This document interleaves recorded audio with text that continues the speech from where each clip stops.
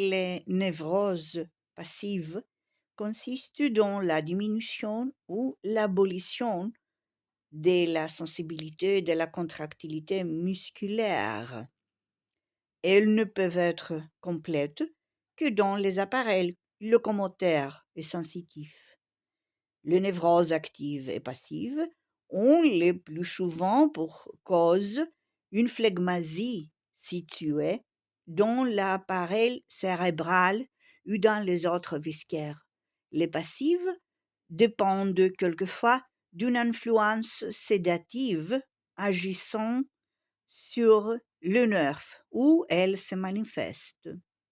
Dans les névroses actives fixes de l'appareil des relations, la circulation capillaire est excitée, il y a congestion, l'inflammation et la subinflammation existent ou menacent de se former dans les tissus où se manifeste la névrose, aussi bien que dans les points de l'appareil cérébral où correspondent le nerf de ce même tissu, tandis que les cordons nerveux intermédiaires se bornent à transmettre les influences sympathiques d'un point à l'autre.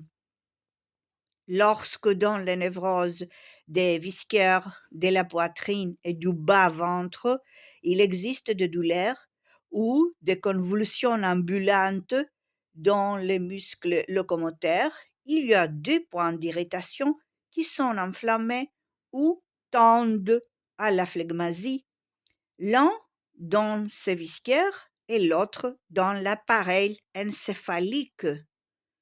Les obstacles à la circulation ne dérangent les fonctions des principaux visqueurs que lorsqu'ils sont situés dans le cœur ou dans les gros vaisseaux. Dans les cas d'obstacles à la circulation, la dropécie vient de la stagnation du sang dans l'appareil veineux ou de l'inflammation de l'appareil vasculaire sanguin et lymphatique. L'augmentation subite de la dyspnée dans l'anévrisme du cœur par l'effet de la locomotion prouve l'influence du système musculaire sur la circulation veineuse. Les congestions inflammatoires et les sécrétions prouvent l'influence du système capillaire sur la circulation du sang. L'absorption prouve l'influence du système capillaire sur la progression des fluides non sanguins.